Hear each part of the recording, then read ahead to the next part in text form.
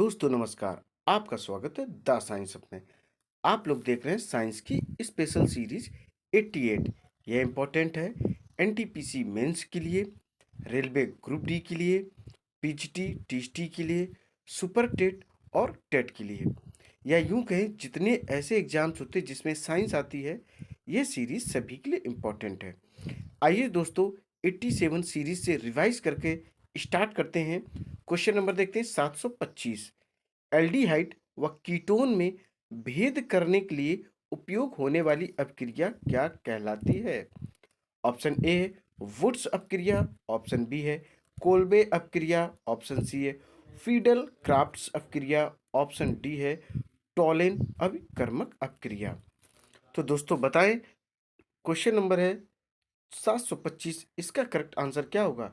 इसका correct answer हो जाएगा दोस्तों सी नंबर, फ्रीडल क्रॉफ्ट्स अपक्रिया। क्या हो जाएगा? फ्रीडल क्रॉफ्ट्स अपक्रिया हो जाएगा। एल्डिहाइड व कीटोन में भेद करने के लिए अपक्रिया होती है दोस्तों। अब दोस्तों यहां से अपनी सीरीज स्टार्ट होगी। 88 नंबर क्वेश्चन है 726। देखिए क्वेश्चन क्या है, फेलिंग विलियन क्या है? ऑप्शन चार दिए गए हैं, ए बी सी डी।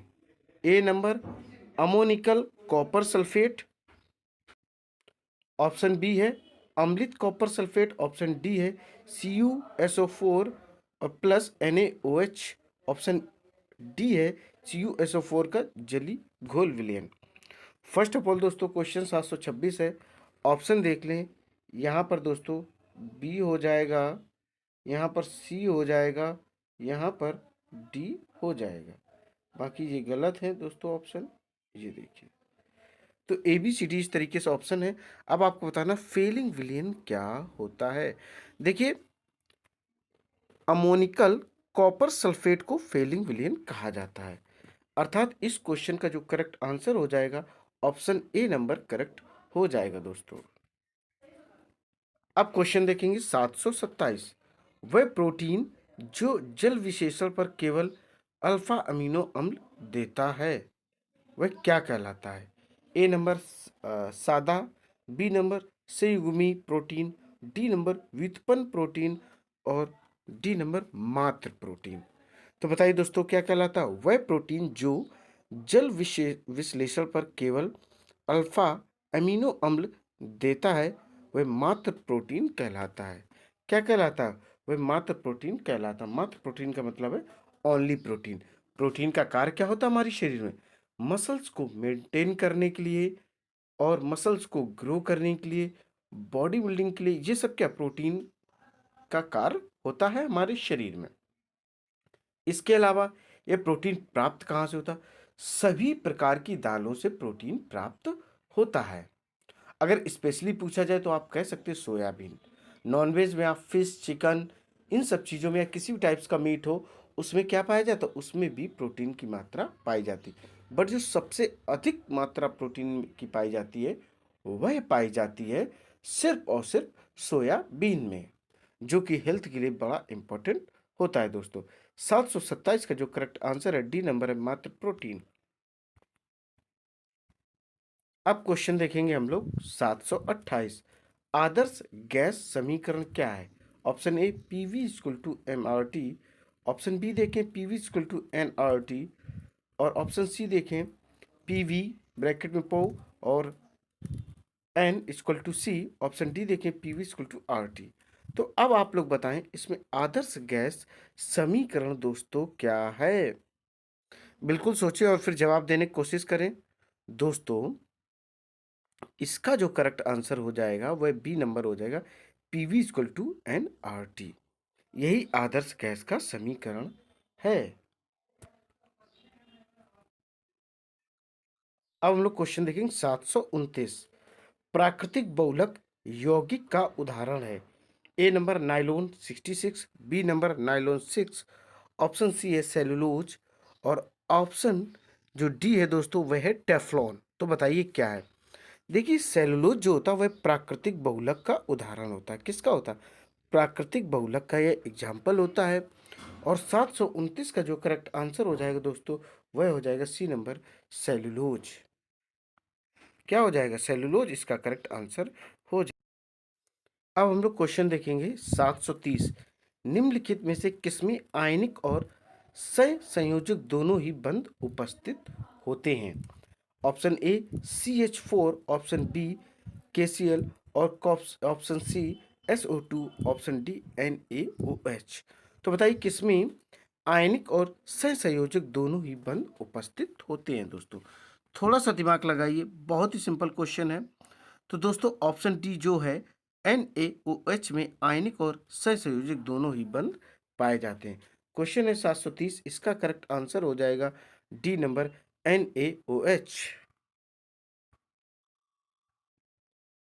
अब क्वेश्चन देखेंगे 731। भारत का कौन सा परमाणु ऊर्जा स्टेशन पूर्णतः स्वदेशी है? अर्थात अपने भारत का ही है, टोटली वह इंडिया में बनाया गया, किसी भी अदर कंट्री का कोई सपोर्ट नहीं। A number Kalpakkam, B number Narora, C number Rawat Bhata, D number Tarapur. तो बताइए दोस्तों क्या है? पहली चीज आप जानिए, जितने दिए गए चारों के चारों परमाणु ऊर्जा स्टेशन है और इनमें में से कौन भारत का है। देखिए कलपक्कम जो है वह तमिलनाडु राज्य में है। तमिलनाडु एक दक्षिणी राज्य है और यह भारत का परमाणु ऊर्जा स्टेशन पूर्णतः स्वदेशी है, अर्थात इसमें किसी अदर कंट्री का कोई भी सपोर्ट नहीं रहा है दोस्तों। तो ऑप्शन है ए नंबर करेक्ट और क्वेश्चन है 731। क्वेश्चन देखेंगे 732। निम्नलिखित में से कौन सा एक उपचायक एवं अपचायक होना है, अर्थात ऑक्सीडाइजिंग एंड रिड्यूसिंग एजेंट है? Option A MnO2, option B SO2, option C Cl, option D KMnO4। तो बताइए दोस्तों कौन सा इसमें ऑक्सीडाइजिंग एंड रिड्यूसिंग एजेंट है? देखिए दोस्तों जो SO2 है वह उपचायक एवं अपचायक अर्थात ऑक्सीडाइजिंग एवं रिड्यूसिंग एजेंट के रूप में प्रयोग होता है। तो 732 का जो करेक्ट आंसर हो जाएगा माय डियर स्टूडेंट्स, वह हो जाएगा बी नंबर।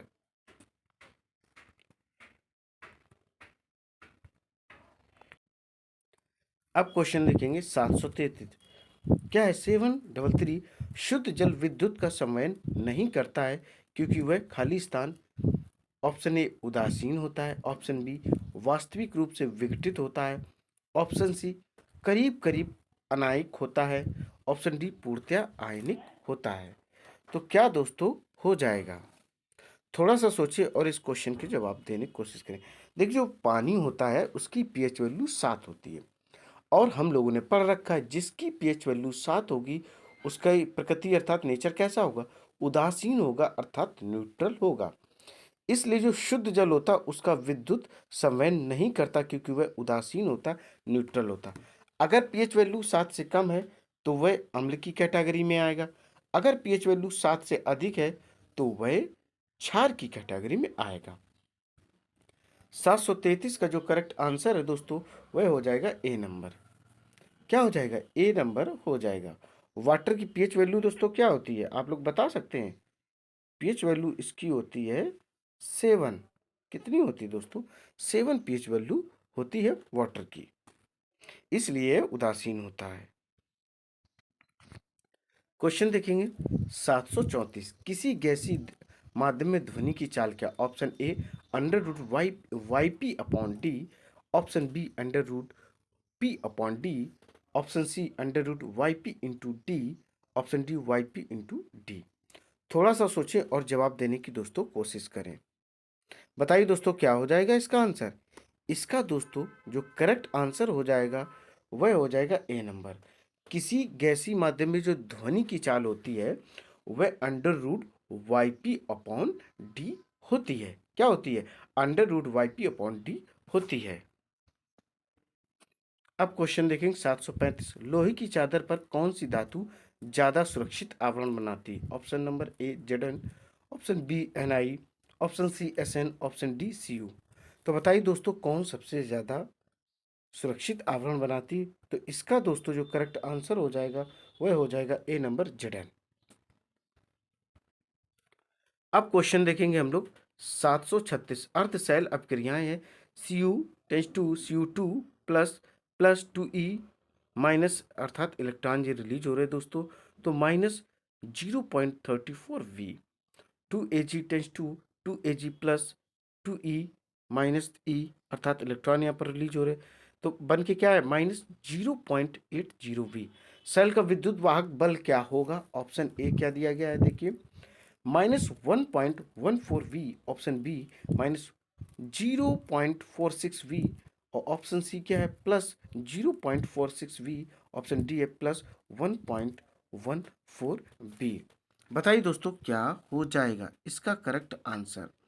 देखिए दोस्तों, इसका करेक्ट निकल कर आ रहा है, जो सेल का विद्युत बल होता है वह -0.46V होता, अर्थात वोल्ट होता है। तो 736 है, इसका करेक्ट आंसर बी हो जाएगा।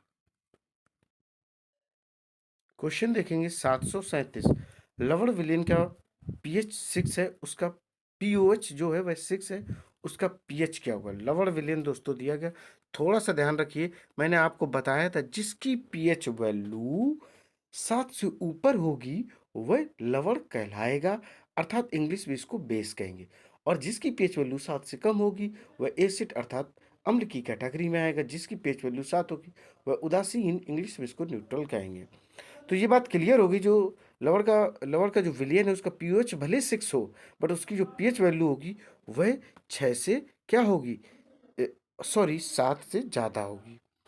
तो दोस्तों क्या हो जाएगी?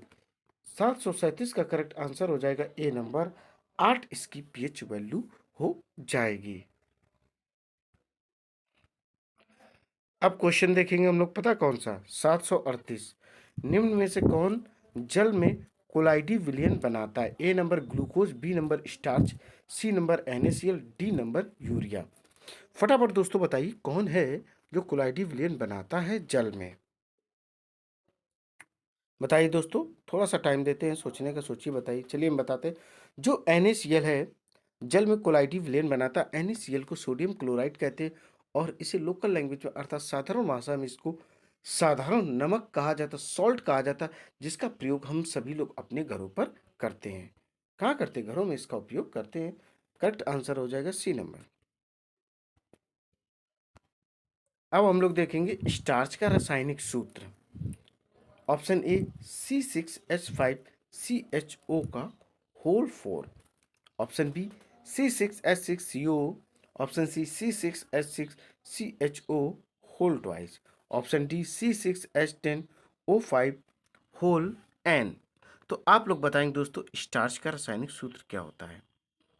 जो स्टार्च का दोस्तों रासायनिक सूत्र होता है वह होता है C6H10O5 होल का N, अर्थात कौन सा ऑप्शन? ऑप्शन डी दोस्तों इसका करेक्ट आंसर है। क्या है? ऑप्शन डी इसका करेक्ट आंसर हो जाएगा। अब क्वेश्चन देखेंगे 740। कैल्शियम कार्बाइड पानी के साथ अपक्रिया करने पर कौन सा हाइड्रोकार्बन देता है? कौन सा हाइड्रोकार्बन देता है? Option A ethane, option B methane, option C ethylene, और ऑप्शन डी एस्टिलीन। तो बताइए दोस्तों क्या देता है? देखिए दोस्तों, कैल्शियम कार्बाइड पानी के साथ अपक्रिया करने पर एस्टिलीन गैस या हाइड्रोकार्बन देता है, जिसे हम प्रदर्शित करते हैं CaC2+ H2O से टेंस टू C2H2+CaO। तो 740 का डियर स्टूडेंट जो करेक्ट आंसर हो जाएगा वह डी नंबर हो जाएगा। हम लोग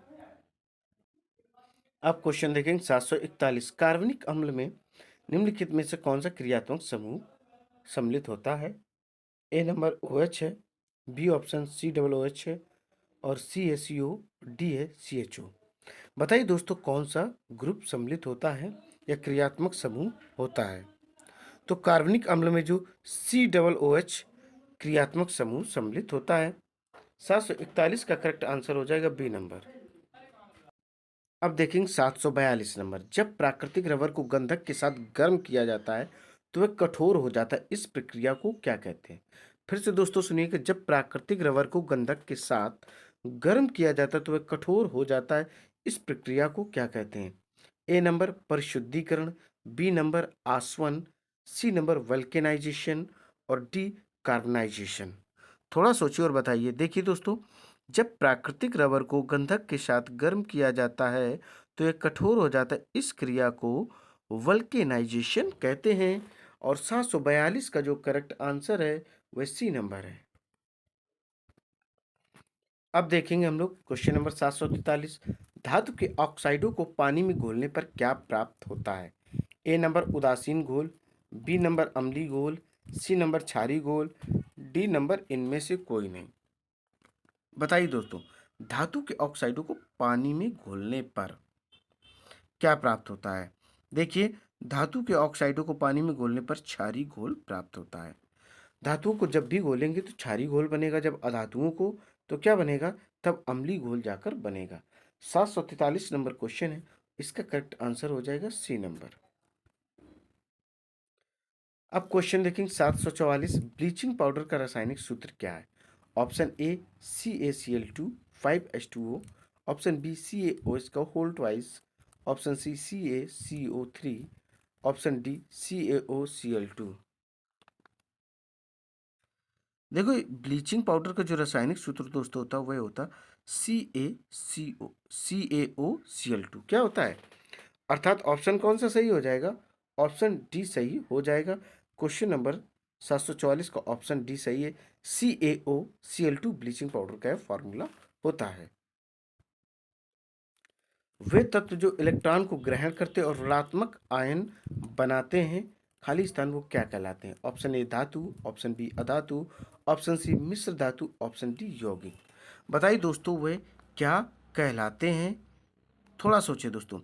वे तत्व जो इलेक्ट्रॉन को ग्रहण करते हैं, ऋणात्मक आयन बनाते, उन्हें अधातु कहते हैं। क्या कहते हैं?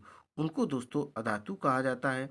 745 का जो करेक्ट आंसर है वह बी नंबर है, अधातु। देखिए, जो इलेक्ट्रॉन को ग्रहण करते ऋणात्मक आयन बनाते वह अधातु होते हैं। इसी जगह इलेक्ट्रॉन को जो एक्सेप्ट ना करें, ग्रहण ना करें और धनात्मक बनाएं, वो धातु की कैटेगरी में आते हैं, अर्थात मेटल्स। बट यहाँ पर जो अपना करेक्ट आंसर हो जाएगा बी नंबर, नॉन मेटल्स। अब हम लोग क्वेश्चन देखेंगे 746। किसी उदासीन परमाणु से एक इलेक्ट्रॉन का नुकसान कौन सी प्रक्रिया कहलाता है? ऑप्शन ए अवकरण, ऑप्शन बी उदासीनीकरण, ऑप्शन सी ऑक्सीकरण, ऑप्शन डी इनमें से कोई नहीं। बताइए दोस्तों, क्या कहलाता है? देखिए, किसी उदासीन परमाणु से एक इलेक्ट्रॉन का नुकसान ऑक्सीकरण कहलाता है। क्या कहलाता है? ऑक्सीकरण कहलाता है, एक इलेक्ट्रॉन का नुकसान। इलेक्ट्रॉन का त्याग ऑक्सीकरण एवं इलेक्ट्रॉन का ग्रहण अवकरण कहलाता है। अगर इलेक्ट्रॉन जा रहा है तो ऑक्सीकरण, ठीक है। अगर इलेक्ट्रॉन आ रहा है, ग्रहण किया जा रहा, तो उसे अवकरण कहते हैं, अनऑक्सीकरण भी उसको कहते हैं। तो 746 का जो करेक्ट आंसर हो जाएगा वह सी नंबर हो जाएगा। अब हम लोग क्वेश्चन देखेंगे 747। साधारणतः किसी अकार्बनिक अम्ल के साथ जब किसी धातु की प्रतिक्रिया होती है तो कौन सी गैस निकलती है? Option A nitrogen, option B hydrogen, option C carbon dioxide, option D oxygen. बताइए दोस्तों, क्या निकलती है? देखिए दोस्तों, साधारणतः किसी अकार्बनिक अम्ल के साथ जब किसी धातु की प्रतिक्रिया होती है तो हाइड्रोजन गैस निकलती है। क्या निकलती है? हाइड्रोजन गैस निकलती है। 746 का जो करेक्ट आंसर हो जाएगा वह बी नंबर हो जाएगा, हाइड्रोजन। अब क्वेश्चन देखेंगे हम लोग 748। स्टेनलेस स्टील किसके कारण संक्षारण या कोरोजन को रोकता है? Option A carbon, option B गंधक, option C manganese, option D chromium. बताइए दोस्तों, किसके कारण उसमें क्या जंग नहीं लगती है? स्टेनलेस स्टील क्रोमियम के कारण संक्षारण को रोकता है, अर्थात उसमें जंग नहीं लगती है। 748 का माय डियर स्टूडेंट जो करेक्ट आंसर हो जाएगा वह डी नंबर हो जाएगा। अब हम लोग देखेंगे question 749।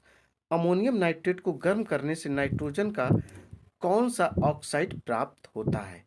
Option A NO, option B NO2, option C N2O, option D N2O5। क्या प्राप्त होता है? बताइए दोस्तों। देखिए, अमोनियम नाइट्रेट को गर्म करने से N2O नाइट्रोजन के ऑक्साइड प्राप्त होता है। N2O को मतलब, N2O को क्या कहते हैं? नाइट्रस ऑक्साइड को हंसी उत्पन्न करने वाली गैस या लॉफिंग गैस भी कहा जाता है। अब ध्यान रखिए आप लोग, अगर लॉफिंग गैस का नाम पूछा जाए तो नाइट्रस ऑक्साइड, नाइट्रस ऑक्साइड का फार्मूला पूछा जाए N2O, इसे इंग्लिश में लॉफिंग गैस भी कहा जाता है और इसका उपयोग बेहोशी करने में भी किया जाता है। तो क्वेश्चन है अपना 749, इसका करेक्ट आंसर हो जाएगा सी नंबर। अब दोस्तों क्वेश्चन देखेंगे 750। देखिए क्या है, निम्न अम्लों में सबसे शक्तिशाली अपचायक अर्थात रिड्यूसिंग एजेंट कौन सा है? ऑप्शन ए फॉर्मिक अम्ल, बी एस्टिक अम्ल, सी प्रोपियोनिक अम्ल और डी क्लोरोएस्टिक अम्ल। बताइए दोस्तों क्या है। देखिए अम्लों में सबसे शक्तिशाली जो रिड्यूसिंग एजेंट होता है वह होता है प्रोपियोनिक अम्ल। प्रोपियोनिक एसिड भी इसको कहा जाता है।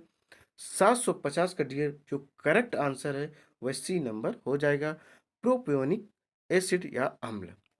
दोस्तों ये सीरीज यहीं पर कंप्लीट होती। उम्मीद है सीरीज आपको बेहद पसंद आई।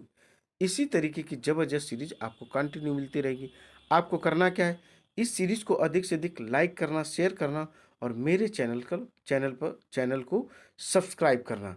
दोस्तों जय हिंद, जय भारत।